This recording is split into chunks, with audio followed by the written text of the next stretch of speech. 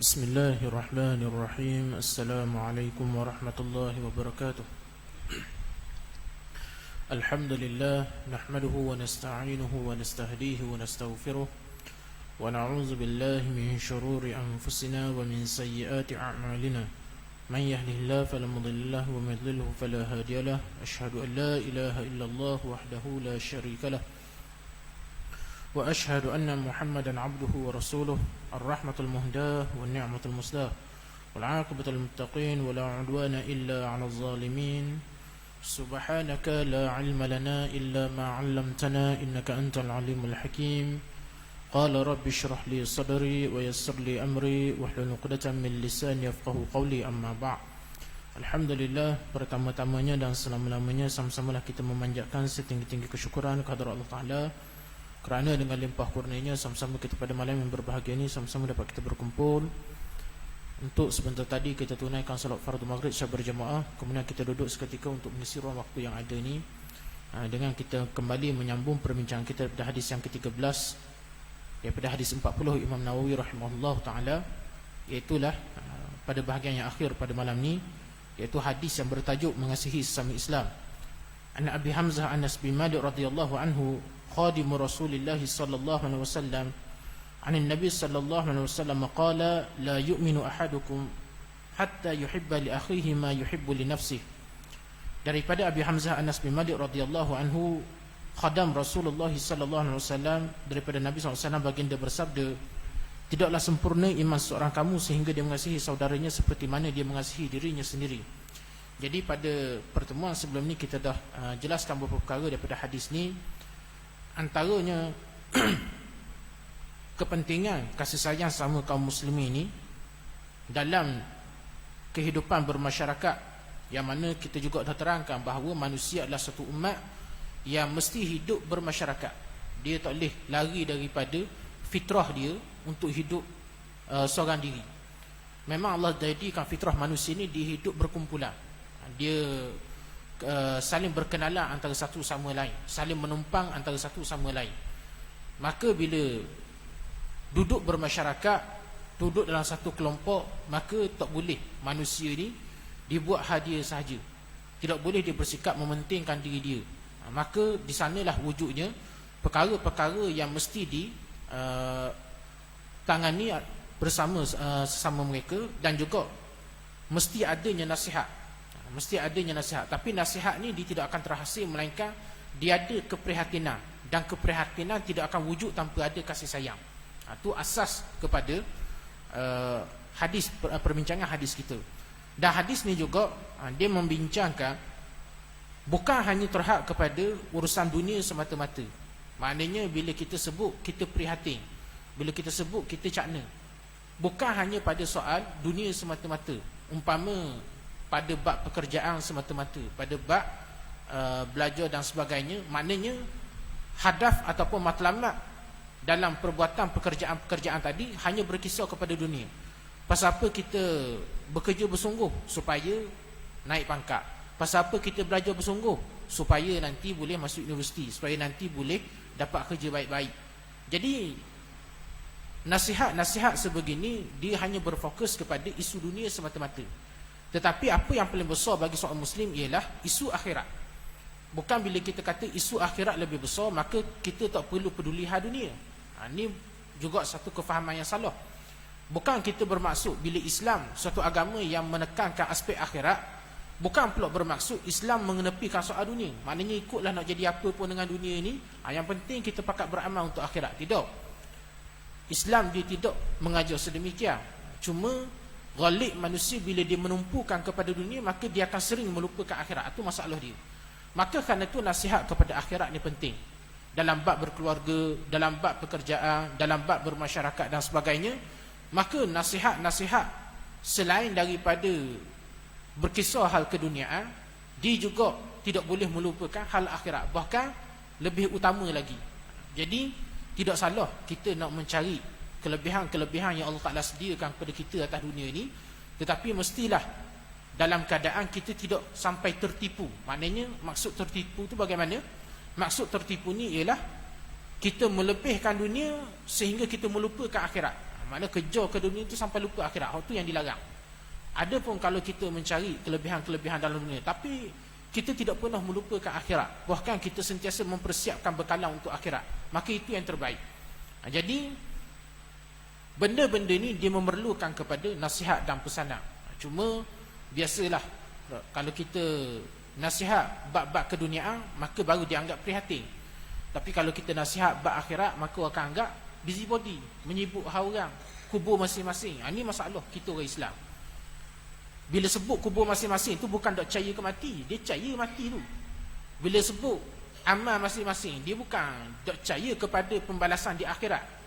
Tapi masalah kesombongan dalam hati tu menyebabkan dia mengeluarkan kata-kata sedemikian. Seakan-akan kita sesama anggota masyarakat Muslim ni tidak ada tanggungjawab antara satu sama lain. Maka ni salah. Kerana Nabi SAW mengajar kepada kita bahawa setiap anggota masyarakat Muslim dia ada peranan dan tanggungjawab terhadap anggota masyarakat Muslim yang lain.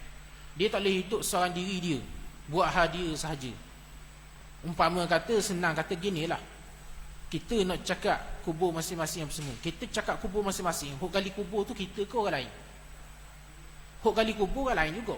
Tak, kalau kita kata kubur masing-masing lah, kita kata kubur masing-masing, bukan kita gali sendiri kubur tu, orang lain kok gali kubur ke kita. Bila kita mati, orang kok hok kafankan kita, mandikan kita, semayangkan kita. Tak ada orang bila mati dibuat belaka, pergi mandi sendiri, kapang sendiri, semayang sendiri, masuk kubur sendiri, mana ada. Maknanya hidup manusia ni dia bergantung antara satu sama lain. Maka jangan cakap, jangan mengeluarkan kata-kata yang berbentuk kesombongan. Tak, kubur masing-masing, sibuk, jangan sibuk hal orang, jangan. Ini perkataan-perkataan yang mencabut agama daripada kehidupan.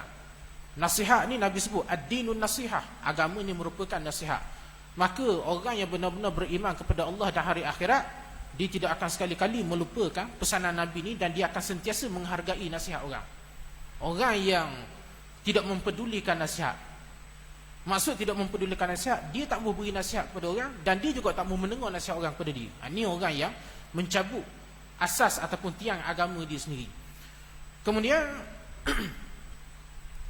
sebahagian ulama berkata, hadis ni dari segi fiqh menunjukkan bahawa orang yang beriman bersama mukmin yang lain seperti satu jasad. Justru hendaklah dia mengasihinya sebagaimana dia mengasihi dirinya sendiri. Jadi dari sudut kefahaman hadis ni pula, para ulama menjelaskan, hadis ni memberitahu kepada kita bahawa setiap anggota masyarakat Muslim ni dia seumpama satu tubuh. Tuan-tuan, kalau seorang yang tidak ada satu anggota tubuh, umpama kata dia tak ada tangan, sebelah tangan dia lah, sebelah lagi tak ada, tapi kaki dua-dua belah ada, kepala ada molek, telinga ada dengar molek, kita takkan kata orang ni sempurna. Kita akan kata dia ni OKU lah, tak, orang kelainan upaya. Kalau orang tu ada badan, tak, mana ada tangan, ada kata kepala, tapi kaki sebelah tak ada, kita pun tak kata orang ni sempurna. Maka orang ni kita katakan cacat. Maka begitu juga bila kita duduk dalam suatu kelompok masyarakat komuniti Muslim, maka kita ni seumpama satu badan. Bila kita sebut sebagai satu badan, satu anggota sakit, maka anggota yang lain terasa juga. Tak, ibarat patah Melayu sebut, cubit peha kanan, peha kiri pun terasa. Maka ni sikap orang beriman. Bila ada seorang di kalangan anggota masyarakat kita yang mengalami kesulitan, mengalami kesusahan, maka kita pun tu sama rasa susah hati. Macam mana dia makan kedok, sihat kedok dia. Maka ni sikap keprihatinan yang semakin hilang di kalangan masyarakat kita. Sebab kita hari ni, tuan-tuan, sibuk dengan gadget, kita sibuk dengan teknologi sekeliling kita, kita lupa kepada manusia hidup yang bernyawa di sekeliling kita. Jangankan kata jiran kita, ada orang kadang-kadang anak isteri sendiri dekat rumah pun dia tak terpeduli. Dah, time kerja dah, bila balik rumah ngadak handset pula. Anak masa bila ngadak. Sehingga tuan-tuan pernah diadukan, dah, ada satu aduan lah, bila isteri ni dia nak bercerai dengan suami dia. Sebab apa? Sebab suami sikap dia tak pedulikan kepada anak dengan isteri dia. Dosa cerita lah huk masyarakat luar ni, dosa cerita huk pasal jiran-jiran tetangga ni, huk tu memang out tu. Huk dalam rumah dia pun dia tak peduli. Dan bila nak bercerai pula, tanya anak nak ikut siapa, ayah ke mak? Semua nak ikut mak. Pasal apa? Ayah sibuk dengan handset je. Dan ni berlaku. Ni berlaku dalam masyarakat kita. Sebab mana? Kita terlalu sibuk dengan teknologi sekeliling kita, kita lupa padahal teknologi itu benda yang mati. Dia bukan benda yang menyawa. Kita lupa kepada orang yang bernyawa di sekeliling kita. Anak kita, isteri kita, jiran tetangga kita. Sehingga kan bila mati orang pun tak tahu. Dah ni siapa pula? Tiba-tiba mai sembahyang jenazah dekat masjid, dekat surau. Orang masjid, orang surau ni tuan-tuan, dia kalau dok kenal jenazah tu pun dia dok reject mayat tu. Dia main lain lah, dok kenal. Tak ada orang gitu. Orang tetap akan sembahyang kan. Tetapi suatu benda yang orang kata sangat memilukan, bila orang sembahyang jenazah kita dok kenal pun kita. Itu orang kata menunjukkan bahawa kita ni sangat tak mempedulikan orang lain. Bila kita tak peduli kepada orang, macam mana orang nak peduli kepada kita? Jadi ni benda-benda yang kerosakan yang sedang berlaku dalam masyarakat kita yang kita kena perbaiki. Jadi kita kena mengasihi orang sekeliling kita sama sebagaimana kita kasih kepada diri kita. Kemudian almarhum Syekh Muhammad Sa'id Ramadan Al-Buti menyebut kisah bidalang orang Arab. Di sebuah taman terdapat banyaknya pohon kayu. Ada yang besar, ada yang kecil. Mereka bersukaria. Tiba-tiba satu hari jatuh sebilah mata kapok. Mata sajalah, bukan sebatang kapok yang lengkap, tidak. Mata bilah saja. Mata kapok saja yang jatuh dalam taman tersebut. Menyebabkan semua pohon kayu tadi menangis dan takut. Ini kerana sudah pasti mata bilah tu, kapok tadi tu akan menebang mereka ni. Akhirnya ni ceritalah.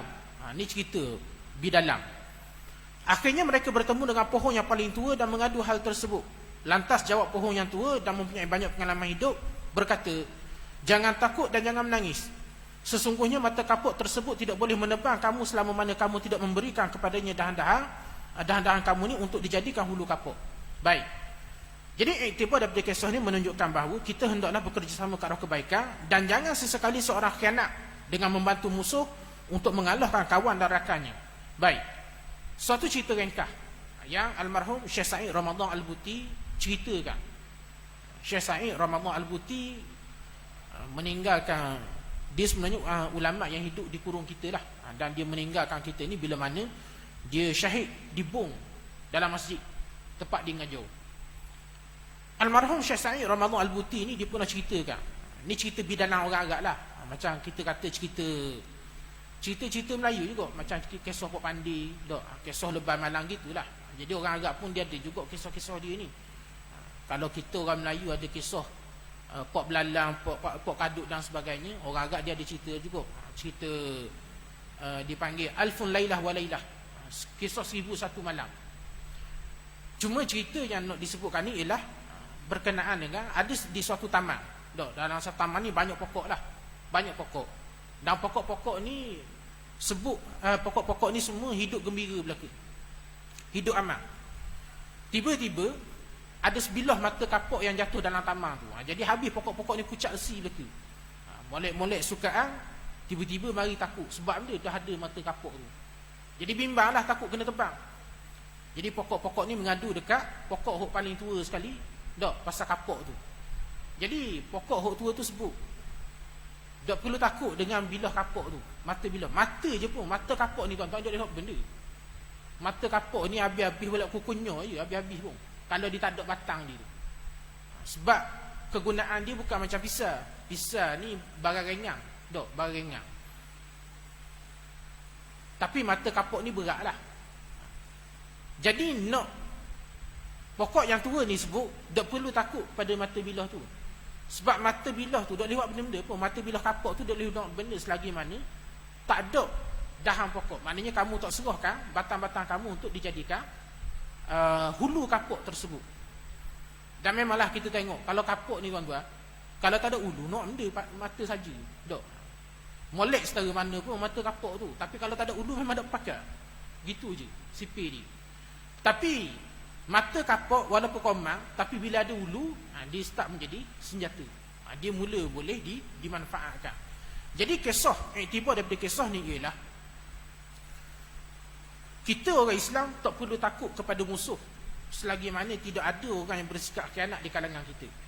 Dan hari ni tuan-tuan, kalau kita perhatikan, banyak benda yang berlaku dalam dunia Islam hari ini adalah akibat kebodohan orang Islam yang tak sedar. Dia menjadi percaturan musuh dia. Dia menjadi bidak catur, buah catur kepada musuh dia. Umpama kalau kita ambil contoh perbalahan-perbalahan yang sentiasa berlaku dalam dunia Islam hari ini. Ini sebagai kata pengajaran kepada kita. Tuan-tuan, bila berlaku sesuatu masalah, maka kita diajar untuk menyiasat mana akar punca masalah tersebut. Marilah masalah benda pun gajuh rimat ke, bab komputer ke, bab telefon ke, apa sahaja masalah, semua kita akan cari di mana punca masalah tersebut. Maka begitu juga dalam masalah isu dunia Islam hari ini.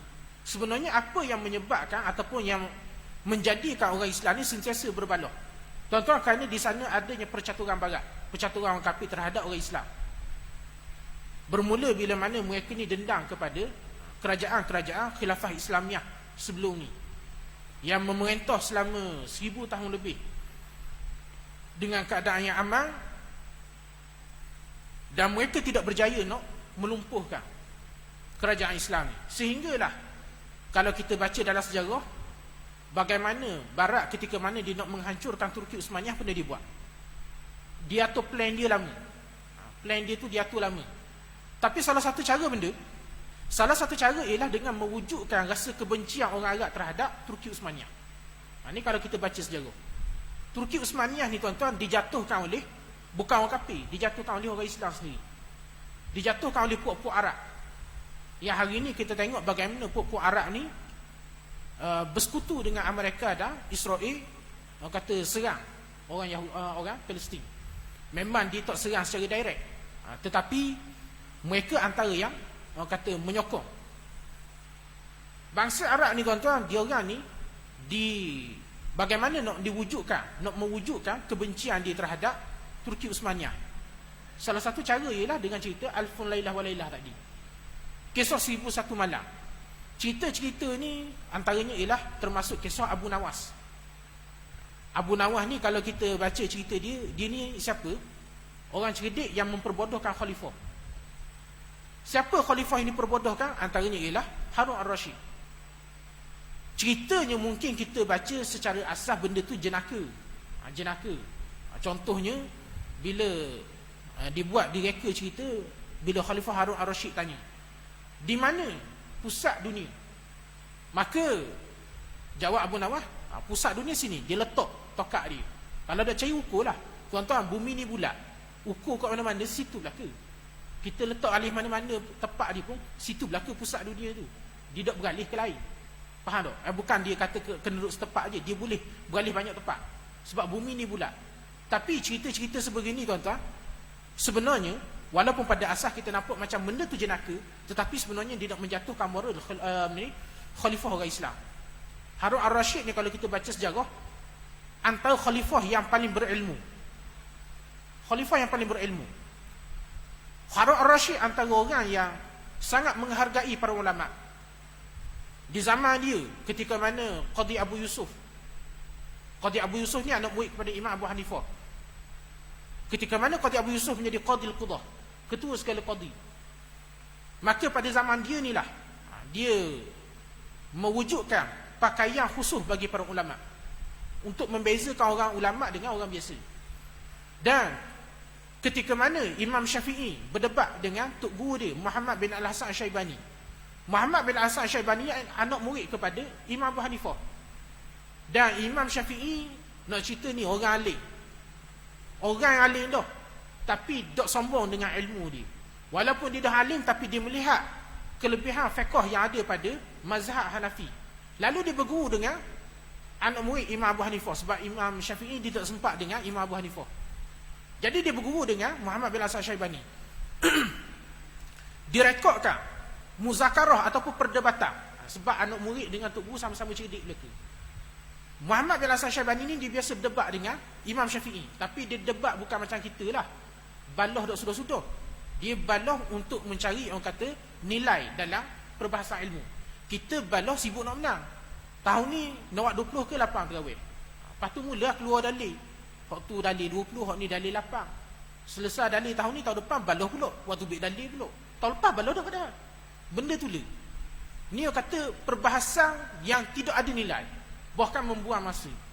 Tapi Imam Syafi'i, dia sentiasa berdebat dengan tok guru dia, Muhammad bin Al-Syaibani ni, sehingga perbahasan-perbahasan mereka ni melahirkan nilai yang sangat tinggi dalam ilmu.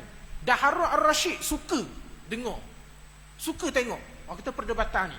Bukan suka tengok orang baloh, tapi suka tengok masuk ranumnya sebuah perbahasan dalam sesuatu masalah. Dan Imam Syafi'i dia merekodkan segala perdebatan dia dengan ataupun muzakarah dia dengan tok guru dia ni dalam kitab-kitab dia. Jadi Harun Ar-Rasyid ni tuan-tuan seorang khalifah yang moral dia tinggi, nilai keilmuan dia besar. Tapi dijatuhkan kisah dia ni dengan kisah pembodohan Abu Nawas kepada dia. Dan orang Arab mula orang kata naik semangat kebangsaan dia bila melihat moral khalifah yang tidak perlu dipertahankan. Sementara pada zaman tu Turki Uthmaniyah yang menjadi khalifah. Lalu hasil daripada tangan-tangan khianat mereka ni lah jatuhnya kerajaan Islam dan naik orang kata pemerintahan mereka ni. Negara-negara Islam, negara-negara Arab yang ada hari ni sebenarnya adalah hasil daripada pembahagian ketika mana perang dunia dulu. Baik. Jadi bila kita bertembung antara sama umat Islam, maka kita kena tengok di mana punca masalah. Sebenarnya tuan-tuan, yang menjadi percaturan di belakang setiap perbalahan orang Islam ni adalah orang kafir. Sebab orang kafir dia tengok, dia tahu, dia dah belajar daripada sejarah. Orang kafir dia belajar daripada sejarah. Kita orang Islam ni belajar, kita ni baca saja, belajarnya tidak. Orang kafir dia tengok bagaimana sejarah orang Islam bila dia bersatu, maka orang kafir akan tumbang. Contoh bila mana Salahuddin Al-Ayyubi nak menakluk Jerusalem, apa yang dibuat? Disatukan Sunni dengan Syiah. Disatukan. Sebelum tu Sunni dengan Syiah ni balok. Macam kita zaman kita hari ni lah. Dan zaman kita hari ni pun tuan-tuan, Sunni dengan Syiah ni balok dengan sebab ni. Dengan sebab percaturan orang barat, Amerika. Hak ni saya sebagai maklumat lah, sebagai maklumat kepada kita. Hak ni maklumat yang saya dapat daripada kawan saya yang dia sekarang ni jadi tok imam lah. Dia jadi tok imam. Dulu dia belajar dekat, dia masa di BA dia belajar dekat Kuwait. Kemudian bila master dia sambung dekat Tehran, dekat Iran lah, dekat Iran, negara Syiah. Tapi dia Sunni lah, dah sambil lah, dia bukan Syiah. Cuma tuan-tuan, sebelum dia pergi ke Tehran ni, kita orang Malaysia ni memang dah masuk dengan Syiah. Kalau kita sebut Syiah benda kita terbayang. Syiah ni huk maki sahabat, huk ni kaum muta'ah, huk memusuhi orang Sunni dan sebagainya. Ini antara benda-benda yang akan timbul dalam pemikiran kita.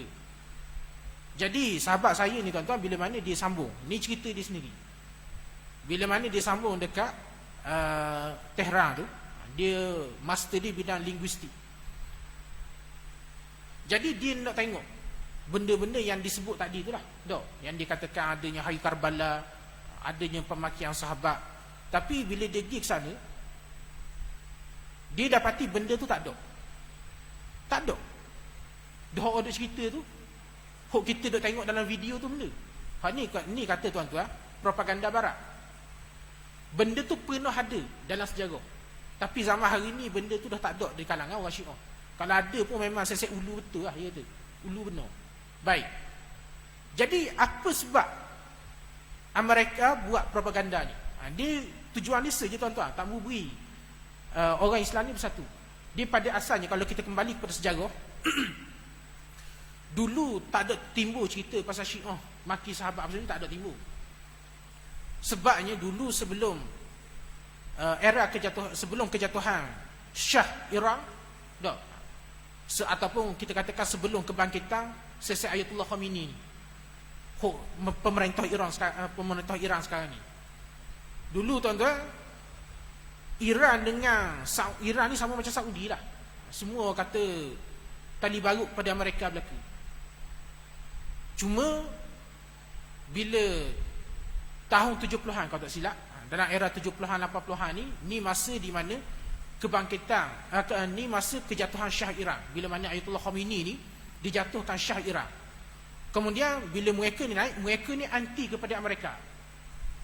Bila mereka ni anti kepada Amerika, maka Amerika dia melihat Iran akan menjadi sebuah kuasa yang akan menentang ni. Maka daripada itulah pertama yang dibuat sekatan ekonomi. Sebab tu tuan-tuan kalau pergi dekat Iran, tuan-tuan tak boleh nak transfer duit. Ini setakat yang saya tahulah.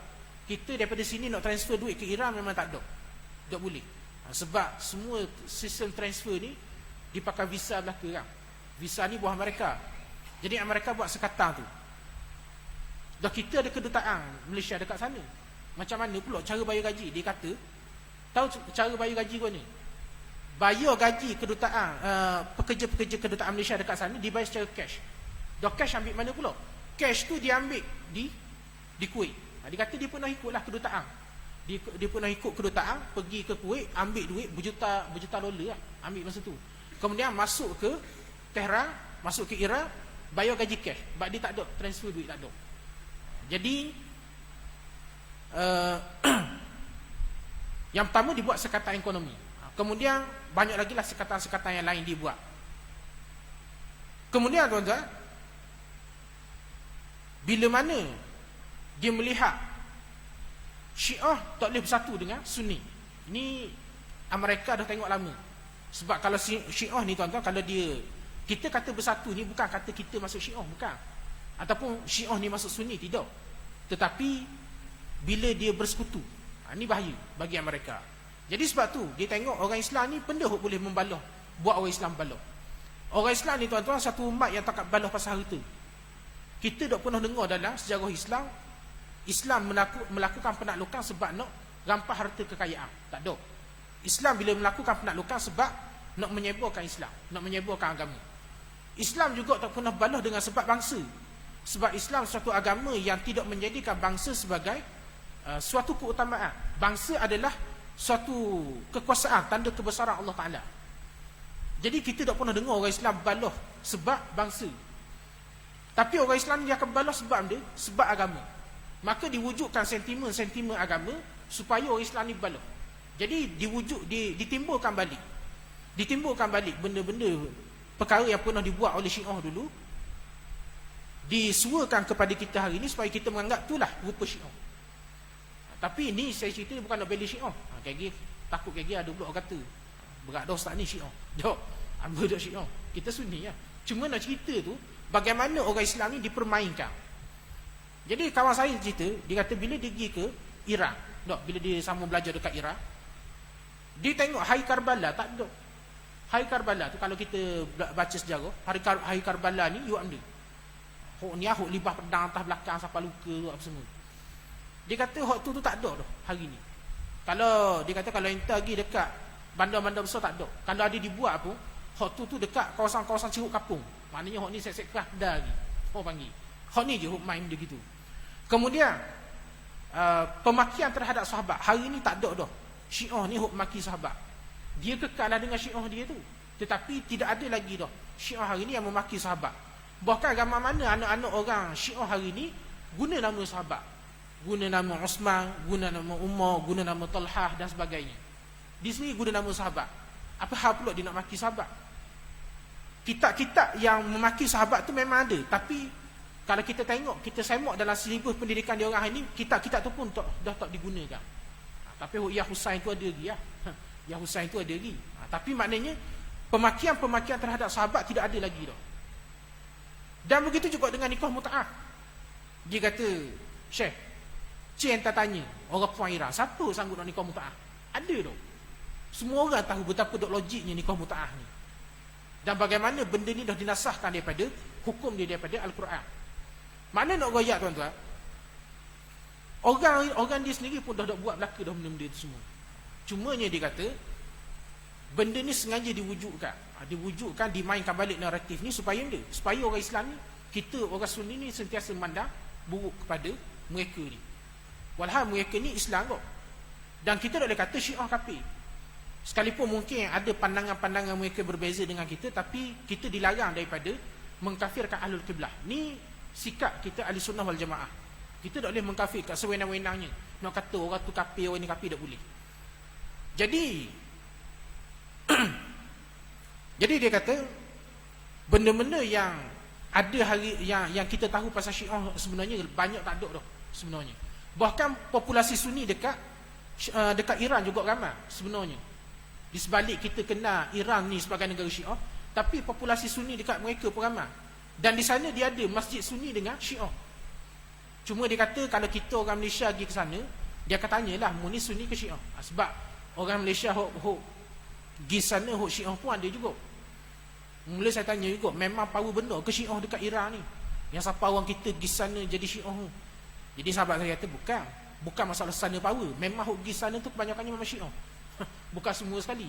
Tapi memang ada di kalangan orang Melayu kita ni hok Syiah memang ada. Hak ni fakta yang tak boleh dinafikan. Cuma setakat ni dia kata kalau ikut risikan dia lah, siasatan dia, populasi Syiah dekat Malaysia ni belum membimbangkan lagi lah. Dok kata nak jadi rapah kuasa, tak ada lagi benda tu. Cuma dia kata kalau kita pergi sana, dia akan cerita, dia akan tanya, mu ni Sunni ke Syiah? Apa sebab ditanya tu? Dia akan terangkan, kalau Sunni tempat masjidmu sini, mu jangan pergi sembahyang dekat masjid Syiah, kayak pergi pelik jadi. Sembahyang dekat masjid-masjid Sunni. Kemudian diterangkanlah perbezaan-perbezaan antara Sunni dengan Syiah ni, supaya dia kata tak jadi kejutan budaya bagi kita yang bermazhab Sunni ni. Tapi maknanya nak cerita hari ni kita disuakan dengan berita-berita yang pelbagai, terutamanya benda-benda yang bersikap buruk lah terhadap sesama umat Islam ni, nak suruh baluh. Sama jugalah macam Wahabi dengan Aswaja, sama kot. Sebenarnya dia kata semua perbalahan yang sengaja diwujudkan supaya orang Islam ni tak bersatu. Sehinggalah tuan-tuan, kadang-kadang kita ni sampai tahap tahlil pun boleh jadi kafir. Balohnya kita ni pelik. Orang kafir sebut la ilaha illallah jadi Islam, orang Islam sebut la ilaha illallah jadi kafir. Tak ke pelik benda tu? Tapi pasal apa benda tu berlaku? Sebab bila kita orang Islam dok cari akar punca perbalahan kita. Sedangkan kalau masing-masing pakat cari, pakat sedar dengan tipu daya orang kafir kepada kita tak akan balah sampai tara ni. Tapi kita orang Islam biasalah, memang umat yang suka berbalah. Jadi ini masalah kita. Jadi kerana itulah iktibar daripada kisah ni menunjukkan bahawa orang Islam dia kena sedar, yang pertama, apa punca masalah. Yang kedua, tidak boleh ada sikap khianat. Dalam mana-mana sejarah pun tuan-tuan, dia akan sentiasa ada pengkhianat ni. Dia akan ada sokmok jenis gini. Maka kerana itu kita orang Islam kena berhati-hati dengan orang-orang yang menjadi pengkhianat kepada agama dia sendiri. Dia hok gini memang ada sokmok. Hok jenis makan hasil daripada pengkhianatan ni. Kemudian lihatlah susunan makhluk, bagaimana konsep kerjasama secara fitrah yang Allah tabiatkan kepada mereka sehingga memungkinkan mereka untuk meneruskan kehidupan yang penuh mencabar. Semut dengan kumpulannya boleh mengangkat makanan yang jauh lebih berat dari tubuhnya, hasil kerjasama. Lebah boleh memungut madu-madu bunga dari pelusuk taman dan pohon kayu, akhirnya menjadi madu yang lazat diminum sebagai penyembuh dan penawar untuk manusia. Baik, jadi di samping kita meneliti hadis, maka kita juga diajar melihat bagaimana Allah Ta'ala ciptakan alam ni. Allah Ta'ala ciptakan makhluk-makhluk dia, dan kita belajar daripada makhluk-makhluk Allah Ta'ala ni. Selain daripada kita belajar daripada panduan wahyu, maka kita juga belajar daripada panduan akal mengikut wahyu itu sendiri. Jadi kita melihat tuan-tuan bagaimana Allah Ta'ala mengatur konsep kerjasama di kalangan makhluk-makhluk dia.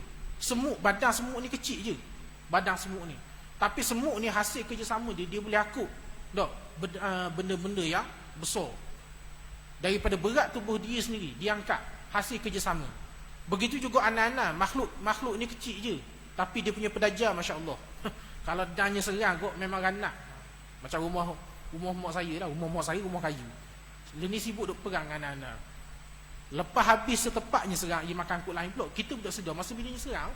Tapi mana nak cerita hebat Allah Ta'ala buat makhluk sekecil tu, dengan kerjasama dia tu, dia boleh orang kata memusnahkan benda-benda yang besar. Bukan kata setakat besar daripada tubuh dia, besar pada kita lagi. Rumah besar pada kita, tapi dia boleh makan gitu je. Benda makhluk kecil je, anak-anak ni. Maknanya di sudut kita bukan nak cerita kita sukakan anak-anak tu, tidak. Tapi maknanya nak goyak tengok bagaimana Allah Ta'ala menjadikan semua benda ni dok sebagai bahan untuk kita berfikir. Dan Allah Ta'ala kurniakan akal kepada kita ni untuk kita gunakan akal kita. Kita lihat kerjasama yang berlaku. Lebah umpamanya dok, sebagaimana yang pengarang kitab ni sebut. Lebah makhluk yang tidaklah besar mana pun, tetapi dia boleh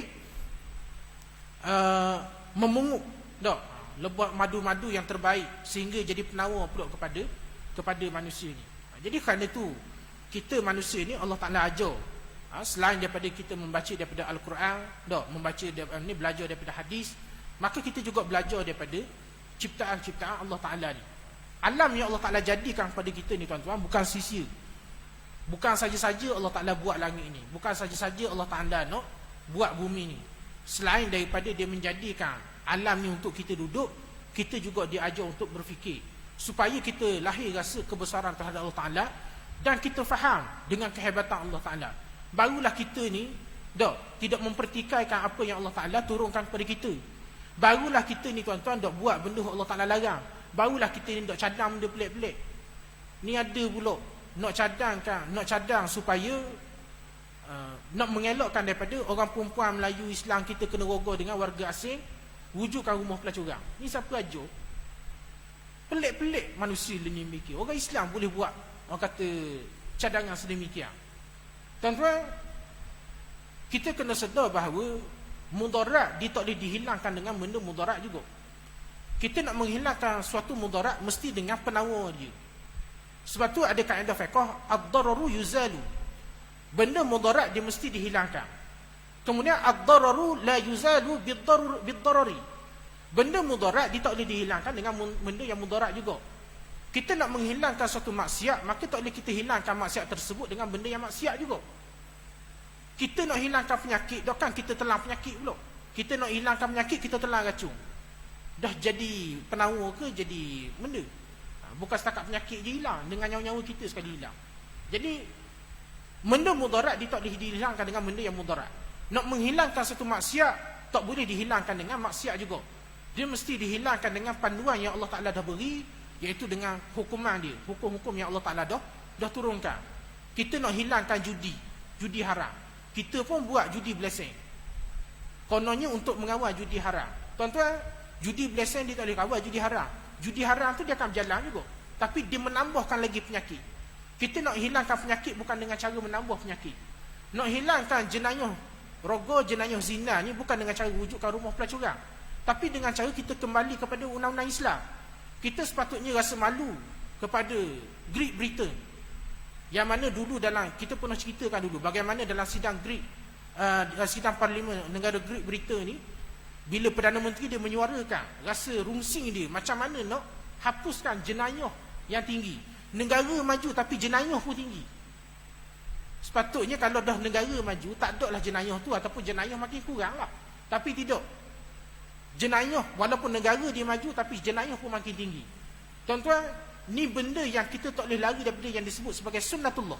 Benda yang memang Allah Ta'ala dah tetapkan demikian. Ada penyakit-penyakit dia hanya boleh dihilangkan dengan undang-undang Allah Ta'ala. Kita buatlah hukuman sivil banyak mana pun, dia takkan boleh menyelesaikan masalah ni. Sehingga akhirnya apa yang berlaku? Ketua paderi di Great Britain tersebut, dalam parlimen tersebut, disebut cara nak menyelesaikan benda ni adalah dengan kembali kepada undang-undang Islam, kembali kepada undang-undang yang diturunkan oleh Allah Ta'ala. Undang-undang manusia terbukti tidak berkesan. Ni orang kafir mikir cara nak selesai jenayah dengan undang-undang Islam. Tiba-tiba orang Islam fikir nak selesaikan jenayah dengan cara wujudkan rumah pelacuran. Ni orang kata betul-betul akal yang tak sihat, betul-betul akal yang tak waras. Tuan-tuan, kalau kita katakan nak hilangkan jenayah kes rogol ni dengan wujudkan rumah pelacuran. Tuan-tuan cuba tengok di Jerman. Jerman ni tuan-tuan satu negara yang mengiktiraf pelacuran sebagai satu kerjaya. Pelacur di Jerman adalah dikira satu pekerjaan profesion, satu pekerjaan.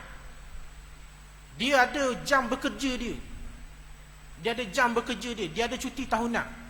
Bahkan tuan-tuan, pelacur dekat Jerman ni, dia ada EPF. Ada, kita panggil sini KWSP lah. Cuma dah tahulah, boleh keluar kedok masa PKP tu kita dah tahu. Cuma nak cerita tuan-tuan, pelacur dekat Jerman, sebuah pekerjaan yang hina, diberikan EPF. Kita dalam keadaan kat tempat kita ni tuan-tuan, gaji Tok Imam Tok Bila pun kita duk baloh dengan lagi. Di mana keadaan gaji Tok Bila dengan Tok Imam kita sebenarnya sangat menyedihkan. Ni saya cerita tu terang. Kawan-kawan saya ramai yang walaupun hafiz Quran, tak sanggup nak jadi Tok Imam. Sebab mana? Dah kalau jadi Tok Imam, diterikat dengan kerja imam, dia dah buat kerja lain dah. Dah elang Tok Imam berapa? Dia dah panggil gaji, dia panggil elang kan. Dah elang Tok Imam berapa je. Tak siapa pun parah gaji minimal. Dan bila ada cadangan-cadangan supaya dinaikkan gaji imam dengan Bila ni, apa orang akan kata? Apa Tok Imam Tok Bila kedarah kepitih gitu semua? Kerja kena ikhlas kan? Sedap dia cakap. Ingat kalau isi minyak tak selesai minyak Tok Imam Tok Bila boleh pakai ikhlas ke? Tuan-tuan, yang mengeluarkan kata-kata ni bukan orang kafir, orang Islam. Sibuk dipertikaikan keikhlasan Tok Imam Tok Bila. Kawan tu 5 kali sehari. 5 kali sehari mari rumah Allah Ta'ala. Kita dak bangun tidur lagi, dia sera dah depan pintu masjid. Subuh-subuh hari. 5 kali sehari berkhidmat pada rumah Allah Ta'ala, kepada masyarakat. Tapi saat bila nak dinaikkan gaji, bila kita baca dalam komen dalam Facebook, macam-macam orang kata. Subhanallah. Orang Islam cakap, orang Islam petikai, ni Tok Imam, ni perkara-perkara ni dia kata akan menyebabkan Tok Imam Tok Bila dok ikhlas bekerja. Sedap dia cakap pasal ikhlas. Dah mu kerja ke mana? Ikhlas ke? Ambil gaji tu. Sedangkan tuan-tuan, kalau kita baca dalam kitab Ihya Ulumuddin, Imam Ghazali menakalkan kata-kata Imam Ibn Taymiyah, yang mana Imam Ibn Taymiyah menyokong Imam dan Bila ni diberikan sagu hati kepada mereka, diberikan ni sebagai orang kata sokongan kepada mereka untuk mereka meneruskan kebaikan. Orang yang mari bekerja 5 kali sehari panggil umat manusia menghadap Allah Ta'ala, kita berkira nak beri gaji dia. Kok tipu rakyat 5 tahun sekali, kita dah kisah duk. Gaji belah-belah ribu. Dok. Lepas nak pilihan raya, dia ada muka dia. Buat projek tu, projek ni. Sudah pilihan raya, dia pun lesak. Jumpa-jumpa 5 tahun lagi. Hak tu kita dah wajib petikai pun gaji dia belah-belah ribu semua. Bukan semualah gitu. Bukan semua. Tapi maknanya ada gitu. Hak tu kita dah petikai pula. Tapi orang yang orang kata panggil manusia menghadap Allah Ta'ala, dok. Dan tuan-tuan, kalau nak dikira pahala mereka dengan pahala mereka ni, dah tahulah nak cerita. Beza langit dengan bumi. Tapi kita umat Islam di Malaysia sendiri, ada lagi yang masih nak pertikaikan gaji Tok Imam dok patut tinggi-tinggi. Kerja berapa kali, ingat berapa jam je sehari. Dia boleh kira benda gitu. Jadi nak ceritanya tuan-tuan, di saat negara kita dok pasal gaji Tok Imam Tok Bilah pun kita dok baloh lagi. No, pelacur dekat Jerman ada EPF. Ni bukan kisah pelawak, kisah nyata. Dok percaya pergi Jerman. Tapi dah sorry benda gitu pula. Tapi mana nak cerita tuan-tuan, di sana di Jerman tuan-tuan, pelacuran adalah suatu profession dan diiktiraf kerajaan ni. Tapi adakah dengan wujudnya rumah pelacuran ni, jenayah roga dekat sana selesai? Tidak. Dia tak menyelesaikan pun jenayah roga ni, bahkan dia menambah lagi penyakit. Dia tak menyelesaikan masalah. Sebab tu tuan-tuan, kaedah dia ad-dararu la yuzalu bid-daruri. Benda mudarat tak boleh dihilangkan dengan benda yang mudarat juga. Wallahu la yuhibbul mufsidin. Dan Allah Ta'ala tidak suka kepada ataupun benci kepada orang yang melakukan kerosakan. Macam mana seorang Muslim boleh mengeluarkan idea yang sedemikian? Walaupun kita tak menafikanlah bahawa dia dah tarik balik kata-kata ni dan dah meminta maaf, tetapi benda ni kita patut kena ambil perhatian supaya tidak lagi berulang di masa hadapan. Baik.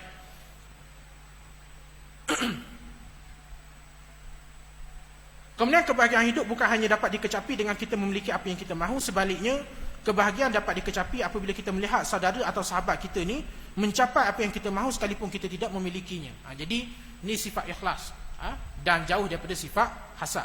Jadi orang beriman ni tuan-tuan, dia bukan hanya setakat nakkan kebaikan kepada diri dia saja, bahkan juga untuk orang lain. Dia bukan hanya setakat tambah suatu keburukan menimpa kepada dia, tapi juga kepada orang lain. Jadi ini sikap orang beriman. Dalam hadis Nabi sebut, al-muslimu man salimal muslimuna min lisanihi wa yadihi. Orang Islam ni ialah bila mana orang Islam yang lain selamat daripada kejahatan tangan dan juga lidah dia. Maknanya Muslim yang sebenar-benar Muslim, dia takkan nak berlaku malapetaka kepada orang Muslim yang lain. Dia akan elok daripada orang lain terkena mudarat, sebagaimana dia pun tak suka benda tu benda mudarat tu terkena kepada dia. Dia nakkan suatu manfaat dapat kepada saudara dia sebagaimana dia sendiri sukakan manfaat tersebut. Ini sifat orang yang benar-benar beriman kepada Allah Ta'ala. Dan benda tu pula tuan-tuan, dia menjadi kebahagiaan kepada dia. Kalau dia tengok sahabat ataupun saudara dia bahagia, maka dia pun rasa bahagia. Kalau dia tengok sahabat dia menderita, susah hati, dia pun turut merasa susah hati. Ini tanda sempurna iman seseorang ni. Jadi saya rasa cukup sekadar sajalah. Saya pun tak boleh malam ni, sebab lepas ni ada kena pergi sekolah semula, ada kelas dengan pelajar saya. Jadi kita di sini dulu, insya-Allah selesai perbincangan kita daripada hadis yang ke-13 ni. Insya-Allah pada masa yang lain kita akan sambung balik perbincangan kita pada bab yang lain pula. Mudah-mudahan segala apa yang disampaikan pada malam ni sama-sama dapat kita ambil manfaat dan kita amalkan. Segala apa yang baik datang daripada Allah Ta'ala, apa yang tersilap dan terkurang itu datang daripada kelemahan diri sendirilah. Aqulu qawli hadza wa astaghfirullah allazi li wa lakum. Wassalamualaikum warahmatullahi wabarakatuh. Rabbana atina fid dunya hasanah wa fil akhirati hasanatan wa qina azabannar. Wa sallallahu ala sayidina Muhammad wa ala alihi wasallam. Walhamdulillahi rabbil alamin.